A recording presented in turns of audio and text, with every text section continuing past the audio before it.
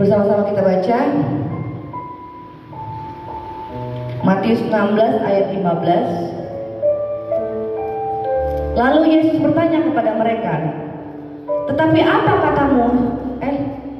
Matius 16, Markus 16.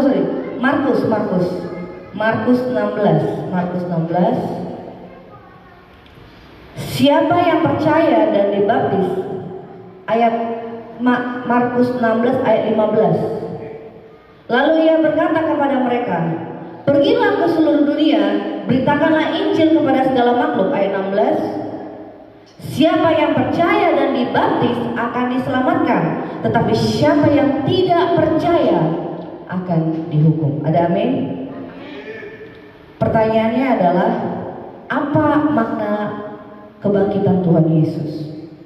Kenapa dia mesti mati dan bangkit? Tuhan Yesus bangkit di Yerusalem dan dia berkata sebelum dia naik ke surga, baptislah umatku.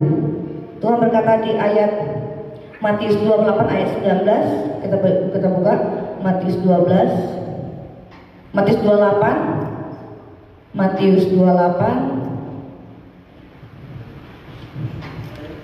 ayat 19 sampai 20 ya. Kita baca. Karena itu, pergilah, jadikanlah semua bangsa muridku dan baptislah mereka dalam nama Bapa dan Anak dan Roh Kudus. Ayat 20. Dan ajarlah mereka melakukan segala sesuatu yang telah kuperintahkan kepadamu, dan ketahuilah apa? Aku menyertai kamu senantiasa sampai kepada akhir zaman. Ada amin? Bahwa Tuhan memiliki apa? Perintah. Tapi Tuhan juga memiliki janji. Tuhan memiliki janji, yaitu aku menyertai kamu senantiasa sampai kepada akhir zaman. Mari kita buka balik lagi ke ayat Markus 16 ayat 17. Tunggu. Sebelum itu saya akan jelaskan dulu. Jadi saudaraku, kita semua tahu Tuhan Yesus datang ke dunia ini untuk menyelamatkan kita, dan itu kita juga tahu Tuhan Yesus mati di kayu salib untuk menyelamatkan kita. Tapi apakah kita mengerti arti kematian Tuhan Yesus itu? Kita semua mengerti Tuhan Yesus mati untuk menyelamatkan, dari menebus dosa kita. Dan Tuhan Yesus bangkit untuk apa? Tuhan Yesus bangkit untuk menyelamatkan kita. Tuhan Yesus mati untuk menebus segala dosa-dosa kita, dan Tuhan Yesus bangkit supaya apa? Supaya genaplah janji Tuhan itu kepada kita, bahwa Dia akan membangkitkan semua kita dari antara orang mati. Tuhan akan membangkitkan kita. Mari kita baca ayat yang ke-17, ayat ke Markus 16 ayat 17 sampai 18. Markus 16 ayat 17. Oke, tadi kan kita sudah baca yang di bawah 16 dan 17. Tanda-tanda ini akan menyertai orang-orang yang percaya. Ini janji Tuhan, saudara. Ini janji Tuhan. Tanda-tanda ini akan menyertai orang-orang yang percaya. Siapa yang percaya? Kita semua. Mereka akan mengusir setan-setan demi namaku. Mereka akan berbicara dalam bahasa-bahasa yang baru. Bagi mereka ayat 18. Mereka akan memegang ular, dan sekalipun mereka minum racun maut, mereka tidak akan mendapatkan celaka. Mereka akan meletakkan tangan atas orang sakit, dan orang itu akan memberi kemuliaan bagi Tuhan. Bahwa kita mengerti Tuhan itu memiliki janji, saudaraku. Apa itu Tuhan Yesus? Kita semua tahu bahwa Tuhan Yesus mati di kayu salib dan bangkit demi kita, dan Tuhan kita percaya, kita semua orang Kristen, kita percaya kepada Yesus. Amin. Apa arti Yesus, saudara? Kenapa kita menjadi orang Kristen sebagai orang yang percaya kepada Yesus yang mati di kayu salib dan bangkit demi kita? Kita memiliki salib, kalung salib. Apa arti salib itu, saudara? Apa arti kasih? Apa arti Yesus? Mengapa kita semua menjadi orang Kristen harus kita percaya kepada Yesus? Apa pribadi Yesus itu, saudaraku? Pribadi Yesus itu, saudaraku, adalah kasih. Dia datang ke dunia ini karena Dia memiliki kasih kepada kita. Jadi makna kebangkitan ini adalah, saudaraku, kita semua harus sadar bahwa kita semua harus bangkit. Bagaimana cara kita bangkit? Tuhan memiliki perintah dan janji. Bahwa di sini di Alkitab ini, saudaraku, ini adalah firman Tuhan. Ini adalah Injil. Ini adalah kekristenan kita. Ini adalah gaya hidup kita. Dan ini adalah janji Tuhan.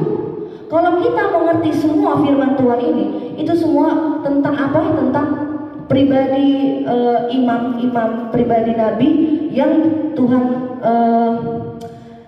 uji dan pada akhirnya dia memiliki hasil ujian itu. Istilahnya ini semua isinya adalah tentang kasih, tentang bagaimana kita bisa mengejar kekudusan, bagaimana kita bisa mengenal kasih, bagaimana kita bisa menghadapi masalah ini dengan penuh sukacita. Tuhan Yesus memiliki apa? Memiliki janji. Katakan janji. Siapa di sini mau menerima janji Tuhan? Kita semua menerima janji Tuhan, amin. Tapi janji adalah sesuatu yang berhubungan timbal balik. Ada timbal baliknya, saudaraku. Seperti ini, saudaraku. Kalau misalnya saya bilang janji sama orang, saya janji sama kamu kalau kamu pegang rambut saya akan jadi pacar kamu. Itu janji. Tapi apa yang terjadi? Dia tidak pegang rambut saya tidak jadi pacarnya dia. Kita tidak bisa sebagai orang Kristen mengatakan Kristen kalau kita tidak bisa kita menerima janji Tuhan, kalau kita tidak bisa melakukan perintah Tuhan. Kenapa Tuhan memberikan perintah tapi Tuhan juga memberikan janji? Sebenarnya saudaraku, Tuhan tidak memberikan perintah, tapi Tuhan memberikan suatu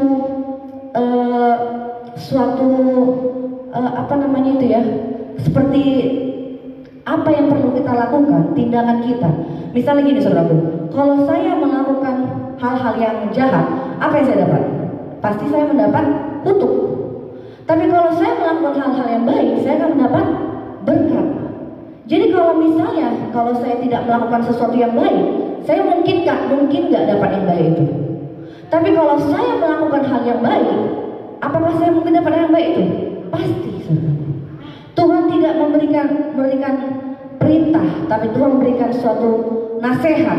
Lakukanlah ini anakku, lakukanlah ini. Supaya apa? Supaya hidup kita semuanya penuh dengan berkat, penuh dengan kemuliaan Tuhan. Amin. Kita harus mau, saudaraku, kita sama-sama harus mau mengenal siapa Yesus itu, mengenal siapa Kristus itu, mengenal kekristenan kita, amin. Mengenal Injil Tuhan, mengenal maksud Tuhan di balik semua firman-firmannya. Dari Abraham, Yakub, Daud, semua kita belajar apa? Belajar bagaimana mereka mengasihi Tuhan. Abraham menyerahkan anaknya. Tuhan, udah lama sekali saya menginginkan anak ini, tapi Tuhan minta anak ini. Tuhan malah Abraham memberi anak ini. Rela berkorban untuk Tuhan. Tapi Tuhan tidak mengambil, Tuhan hanya menguji kita. Daud juga. Daud sangat mengasihi Tuhan sampai dia menari-nari menyembah Tuhan, tidak peduli orang bilang dia gila. Tanda kita kasih sama Tuhan, harus kita mengerti, harus kita mengenal kasih kita kepada Tuhan, saudara. Amin. Apakah kita betul-betul mengasihi Tuhan? Apakah kita sudah melakukan betul-betul kehendak Tuhan, melakukan perintah Tuhan? Kita harus mengenal kasih itu, saudaraku. Dan juga kenapa kita harus percaya kepada Yesus? Dan agar apa kita percaya Yesus? Kenapa kita harus percaya Yesus? Ada yang tahu di sini kenapa kita harus percaya Yesus? Supaya kita diselamatkan, amin. Tapi kalau kita diselamatkan Tuhan, misalnya gini saudaraku, di sini ayat tadi bilang, kalau kau percaya kepada namaku, kau akan apa? Hidup yang kekal. Kita orang Kristen semua percaya Yesus. Tapi pertanyaannya adalah, apakah kita benar-benar percaya kepada Yesus? Apakah kita benar-benar percaya kepada Kristus? Apa cuma kita bilang, iya saya terima Yesus, amin. Kita pasti hidup yang kekal. Tapi kalau kita percaya kepada Yesus dan melakukan perintahnya, dan kita hidup di dalam Dia, kita melakukan segala perintahnya, maka apa yang terjadi, saudaraku? Apa yang gak pernah kita lihat? Percayakah Anda kalau orang berkata, apa yang gak pernah kalian lihat itu akan Tuhan berikan? Saya sudah mengalaminya, saudaraku. Saya sudah mengalaminya. Apa yang nggak pernah saya pikirkan, Tuhan, yang kemarin Papa saya khotbah, apa yang kau inginkan, Tuhan akan beri. Apa yang kau ingin dan atas namaku, Tuhan akan berikan. Istilahnya saudaraku, ikut Tuhan tuh paling enak. Ada orang bilang ikut Tuhan tuh susah, enggak. Masalahnya yang susah, masalahnya yang ribet. Tapi kalau kita benar-benar mengerti Tuhan, mengerti Injil Tuhan, dan kita melakukan menjadi pelaku-pelaku firman Tuhan, maka apa yang tidak pernah kita lihat, saudaraku? Masalah kita silih berganti, tapi kita tetap apa? Kita tetap menang, amin. Tuhan menjanjikan apa? Tuhan menjanjikan, ini saya akan memberitahukan kepada kita semua bahwa Tuhan memiliki janji. Apa janji Tuhan? Janji Tuhan adalah keselamatan. Janji Tuhan adalah berkat, segala berkat ya. Janji Tuhan kita memiliki kuasa. Janji Tuhan kita memiliki kebangkitan yang luar biasa. Janji Tuhan kita memiliki kemenangan. Janji Tuhan kita memiliki kebahagiaan. Janji Tuhan kita memiliki damai sejahtera. Siapa yang menerima janji Tuhan di sini semua, saudaraku? Amin. Kita mau semua menerima janji Tuhan. Mari saudaraku kita menjadi orang-orang yang betul-betul percaya kepada Tuhan. Amin. Orang yang betul-betul di sini dikatakan ayat ke Markus 16 ayat yang ke 16, Markus 16 ayat 16. Markus 16 ayat 16. Siapa yang percaya dan dibaptis akan diselamatkan, tetapi siapa yang tidak percaya akan dihukum. Artinya saudaraku, bukannya kita cuma bilang saya terima Yesus sebagai juru selamat, amin. Bukan hanya seperti itu. Yang tidak percaya itu siapa, saudaraku? Kita juga bisa menjadi orang Kristen yang tidak percaya dengan kelakuan kita, dengan perilaku kita, dengan tindakan kita kepada orang lain, kepada siapapun itu, dengan sikap kita. Mari kita ubah sikap kita, saudara. Mari kita introspeksi, Tuhan, sikap-sikap apa yang tidak berkenan di hadapan-Mu. Tanya Tuhan, Tuhan, aku mau setiap perilakuku, setiap tindakanku, setiap pikiranku, semuanya itu berkenan bagi-Mu, Tuhan. Amin. Ada amin. Maka kita akan menerima apa? Ayat yang ke-17 tadi, 16 ayat 17. Kalau kita sudah percaya kepada Tuhan dengan sungguh-sungguh, dan kita betul-betul mengasihi Dia, dan kita mengerti firman-Nya, maka apa yang terjadi, saudaraku? Siapa yang menerima berkat ini, saudaraku? Siapa yang menerima berkat janji Tuhan? Tanda-tanda ini akan menyertai orang-orang yang percaya. Tadi orang-orang yang tidak percaya akan dihukum, tetapi orang-orang yang benar-benar percaya, mereka akan apa? Bisa apa? Mengusir setan demi namaku. Siapa yang di sini mau bisa mengusir setan? Bisa kita menyelamatkan orang-orang jiwa-jiwa. Kita tidak membenci orang, tapi kita membenci apa? Setan yang ada dalam diri dia. Kita tidak pernah, Tuhan tidak pernah mengajak kita membenci orang, mengasihi orang, mengampuni orang. Tetap kita rela berkorban. Tuhan mau kita memiliki kasih yang seperti Bapa, memiliki kasih yang luar biasa. Kalau kita orang Kristen tidak memiliki kasih yang luar biasa, ngapain kita jadi orang Kristen? Malu. Tapi kalau kita memiliki kasih yang bisa gampang mengampuni, gampang memberkati orang yang mengutuk kita. Kemarin saya dapat perjamuan kudus, saya bilang, berkatilah orang menganiaya kamu. Saya bilang, Tuhan, kena sekali dengan kata saya, banyak sekali menganiaya saya, tapi saya harus memberkati orang itu. Itu firman Tuhan. Kalau kita mau menerima berkat-berkat Tuhan, maka ini berkat-berkat Tuhan, saudaraku.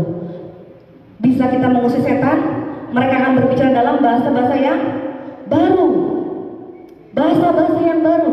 Ayat ke-18 ini lebih dahsyat lagi, Ayat 18. Mereka akan memegang ular, dan sekalipun mereka minum racun maut, mereka tidak akan apa? Mendapat celaka.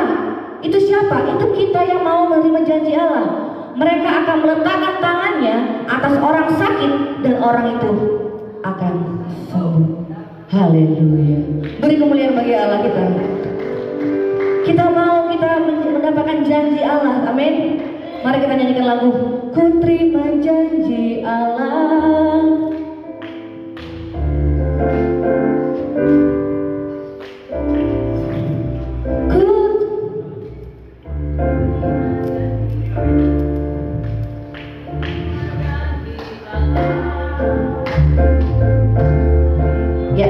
Sama-sama kita nyanyikan. Siapa yang mau menerima janji Allah, kita sama-sama nyanyikan lagu ini, amin. Ku terima janji Allah, amin. Bagi kaum Yehuda, umatnya berdoa, memuji dan menyembah. Inilah saat yang dinanti, firman Allah telah digenapi. Kulihat apa? Kulihat penuaian terjadi yang melanda seluruh bumi. Haleluya! Tuhan memberiku kegembiraan dan sukacita melimpah.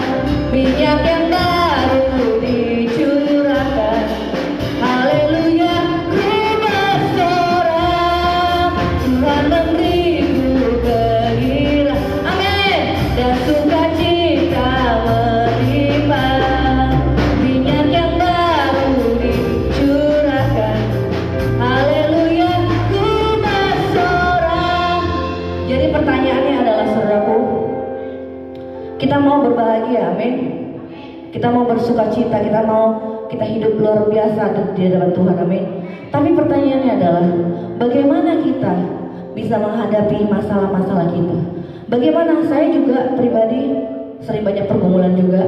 Bagaimana kita menghadapi masalah-masalah itu supaya kita bisa lepas dari segala keterikatan, rasa sakit, rasa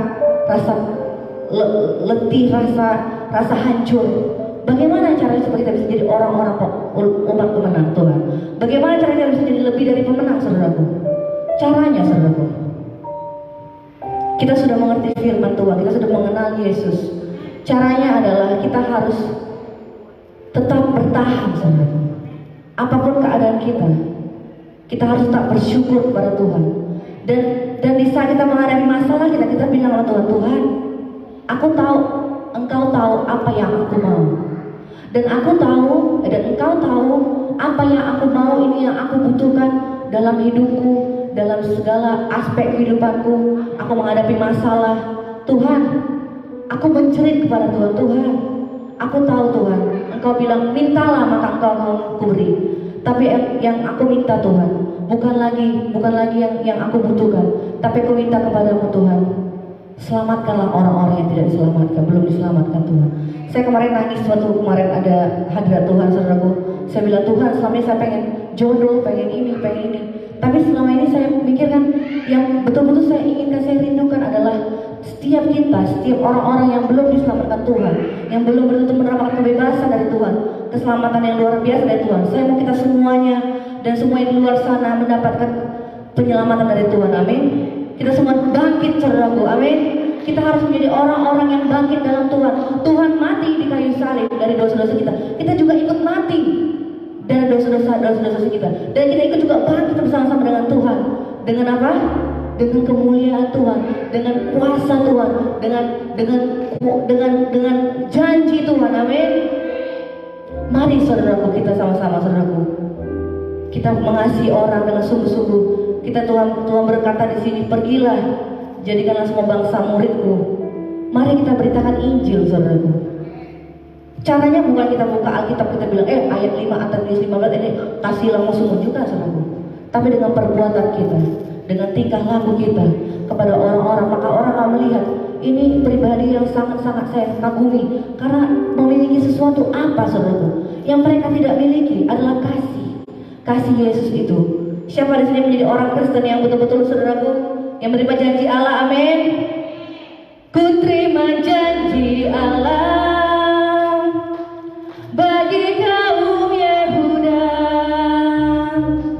umatnya berdoa, muji dan menyembah. Inilah saat yang dinanti, firman Allah telah digenapi. Kulihat penuaian terjadi yang melanda seluruh bumi. Tuhan memberiku kegembiraan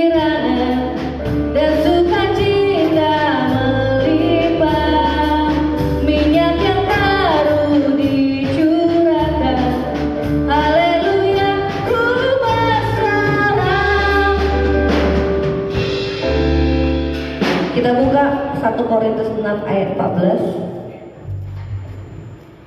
Kita harus mengerti arti kebangkitan Tuhan, amin. Kita buka 1 Korintus 6 ayat 14. Ada beberapa ayat lagi yang akan saya sampaikan. Mari kita sama-sama bacakan. Allah yang membangkitkan Tuhan, siapa? Allah Bapa, akan membangkitkan kita juga oleh kuasanya. Di sini siapa yang mau dibangkitkan sama-sama dengan Tuhan? Kita semua dibangkitkan sama Tuhan, amin. Akan membangkitkan kita juga oleh kuasa Tuhan. Kita mau bangkit, saudaraku. Ayat yang berikutnya,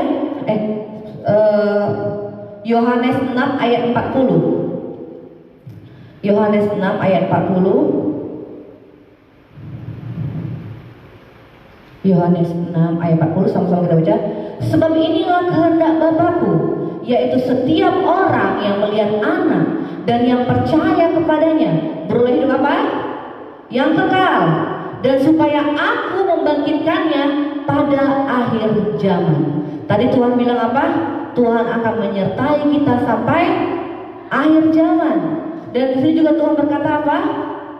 Barang siapa yang melihat Anak dan yang percaya kepadanya beroleh hidup yang kekal, dan supaya aku membangkitkannya pada akhir zaman. Kapan itu akhir zaman, saudaraku? Sekarang ini udah akhir zaman. Udah pada akhir-akhir terakhir. Tuhan akan membangkitkan kita pada akhir zaman. Dan di sini dikatakan melihat Anak yang setiap orang yang melihat Anak dan yang percaya kepadanya beroleh hidup yang kekal. Banyak orang yang tidak melihat namun percaya juga, saudaraku. Makanya ada tertulis berbahagialah orang yang tidak melihat namun percaya. Jadi kita bisa mengerti ayat yang ke Filipi 3 ayat ke 10. Ayat yang terakhir Filipi 3 ayat yang 10. Filipi, yang kukehendaki ialah mengenal Dia dan kuasa kebangkitannya dan persekutuan dalam penderitaannya, di mana aku menjadi serupa dengan Dia dalam kematiannya. Ini ayat luar biasa. Yang kukehendaki ialah mengenal Dia dan kuasa kebangkitannya dan persekutuan dalam penderitaannya. Penderitaan apa, saudara, yang dirasakan Tuhan Yesus? Di kayu salib, menanggung dosa. Saya mau kita ini semua menanggalkan dosa-dosa kita di saat Tuhan di kayu salib, saudaraku. Jadi kita menanggalkan segala dosa-dosa kita, di mana aku menjadi serupa dengan Dia di dalam kematiannya. Ayat 11, ayat yang ke-11. Supaya aku akhirnya beroleh kebangkitan dari antara orang mati. Seperti yang saya sampaikan tadi, saudaraku, marilah kita mengerti arti dan Tuhan datang ke dunia ini. Arti kematian Tuhan Yesus di kayu salib itu luar biasa. Crucified, lay behind the Lord. Na na na na na na na na na na na na.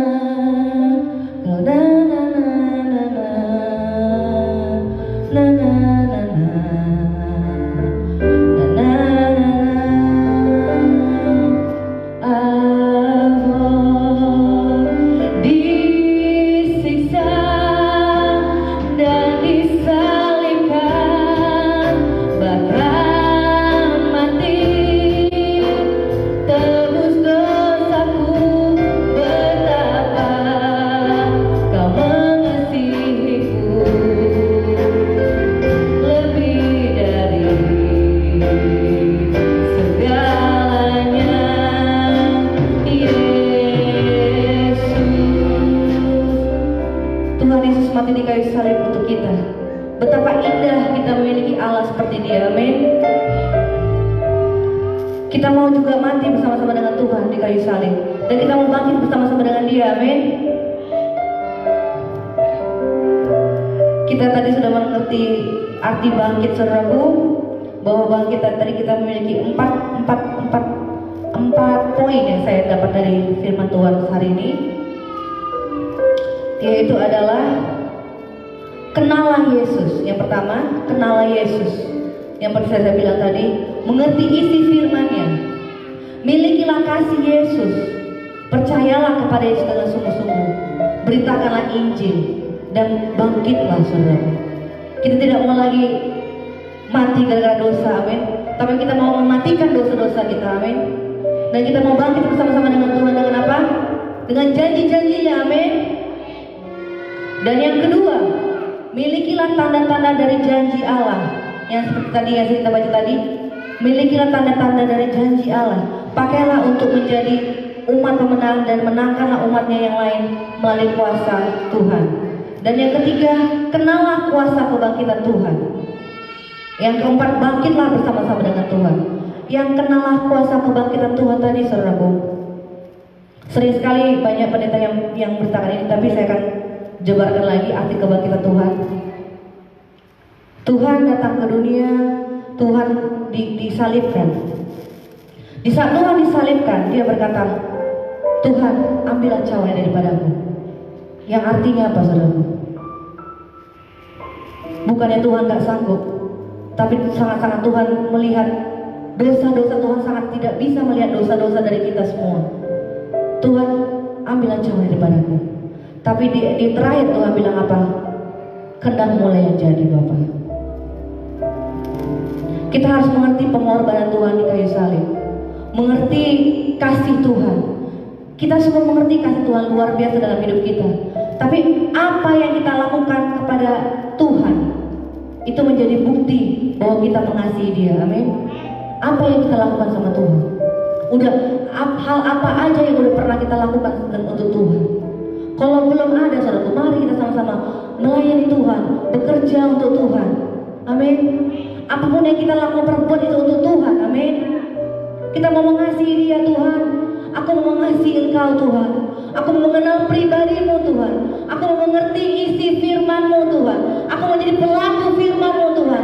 Aku mau menjadi orang yang bangkit dalam kemenangan. Aku menjadi orang yang luar biasa, Tuhan. Aku gak mau jatuh dari dosa-dosaku. Aku gak mau jatuh dari masalah-masalahku, tapi aku mau menang atas masalahku, Tuhan. Karena aku percaya di saat aku memegang tangan-Mu, Tuhan, tidak ada yang mempedulikan di dunia ini hanya untuk menyenangkan-Mu, Tuhan Yesus. Menyenangkan-Mu, senangkan-Mu, hanya itu kerinduanku. Menyenangkan-Mu, senangkan hatiku, hanya itu kerinduanku. Menyenangkan-Mu, menyenangkan-Mu, senangkan-Mu, hanya itu kerinduanku.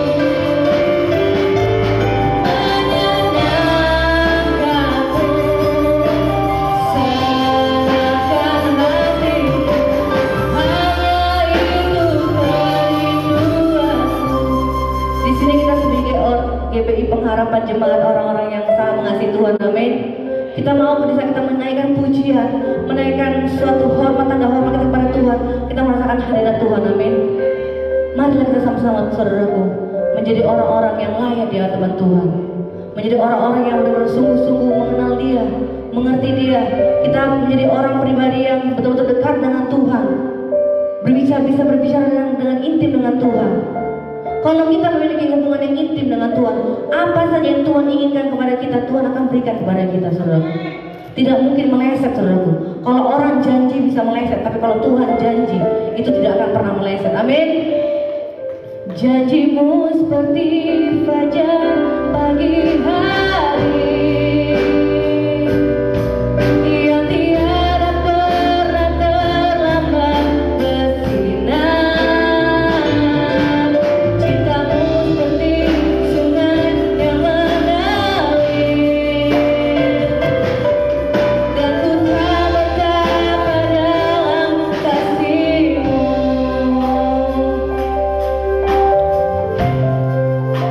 Ada dua, sebenarnya tadi kan saya bilang ada empat poin, tapi sebenarnya ada dua hal yang perlu kita lakukan, yang kita mengerti tentang kebangkitan Tuhan Yesus. Yang percaya adalah kita mengenal siapa Allah kita. Kita mengenal, kita mengerti arti dia mati di kayu salib. Kita mengerti arti dia bangkit di kayu salib. Dan yang kedua adalah kita bisa menerima kuasa Tuhan. Amin. Kita mau menerima kuasa Tuhan. Amin. Ku terima janji Allah bagi kaum Yehuda, umatnya berdoa, memuji dan menyembah. Inilah saat yang dinanti, firman Allah telah digenapi. Kulihat penuaian yang terjadi, yang melanda seluruh bumi. Tuhan memberiku kegirangan. Siapa bergirang sama Tuhan di sini, amin? Saudara yang membangkit diri. Tuhan memberiku kegirangan dan sukacita melimpah. Nikmat yang baru dicurahkan. Haleluya, ku berserah. Tuhan memberiku kegirangan. Haleluya, dan sukacita melimpah. Nikmat yang baru dicurahkan. Haleluya, ku berserah. Mari terakhir kita buka tadi, kita terakhir kita buka, silakan dulu Bapak Ibu terkasih.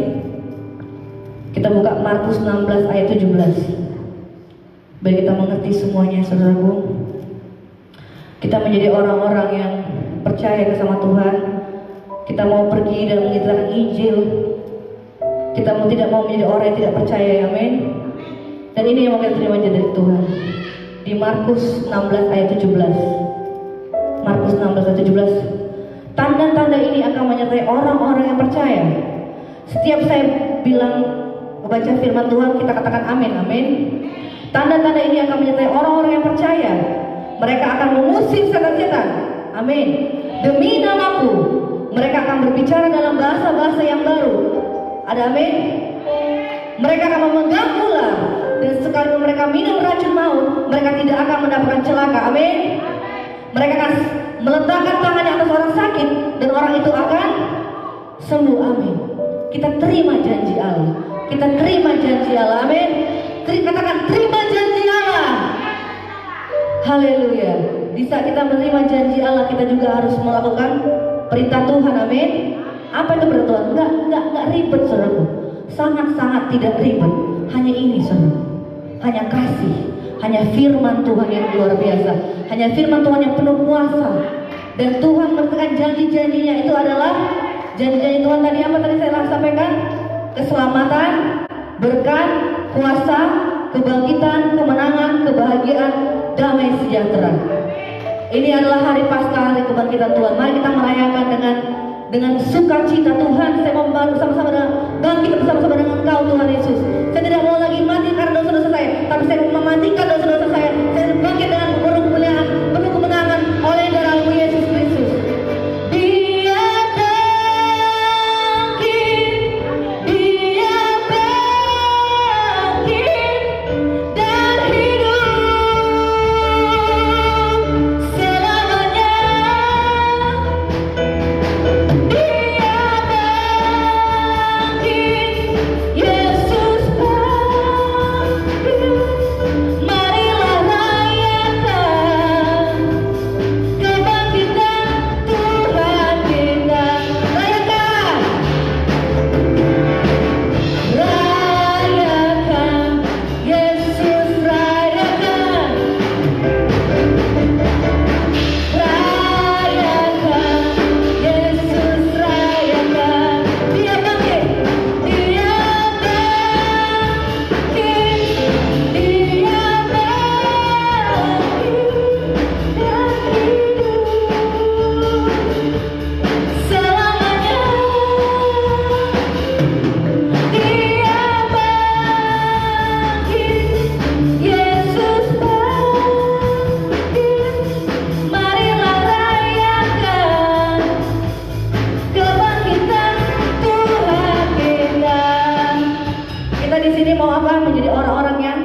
bebas mengeluh, amin.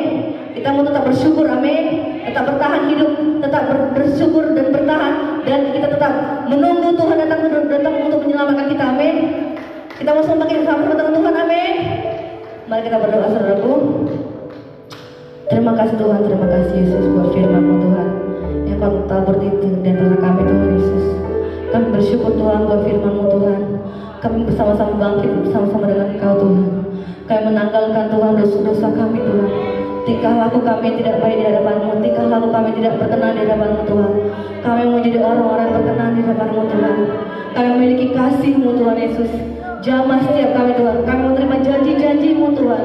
Bahwa Engkau berkata Tuhan, Engkau memberikan kuasa kepada kami dalam mengalahkan ular Tuhan, dan mengalahkan mengusir setan-setan Tuhan Yesus. Beri kami kuasa Tuhan Yesus. Kami menaikkan pujian-pujian dan surga, tingkap-tingkap langit terbuka Tuhan. Dan Engkau memberkati setiap kami Tuhan. Beri kami Tuhan menerima janji-janji-Mu Tuhan. Berkat kemuliaan segalanya Tuhan. Daripada-Mu Tuhan Yesus. Kami mau Tuhan Yesus hidup dalam Engkau Tuhan Yesus.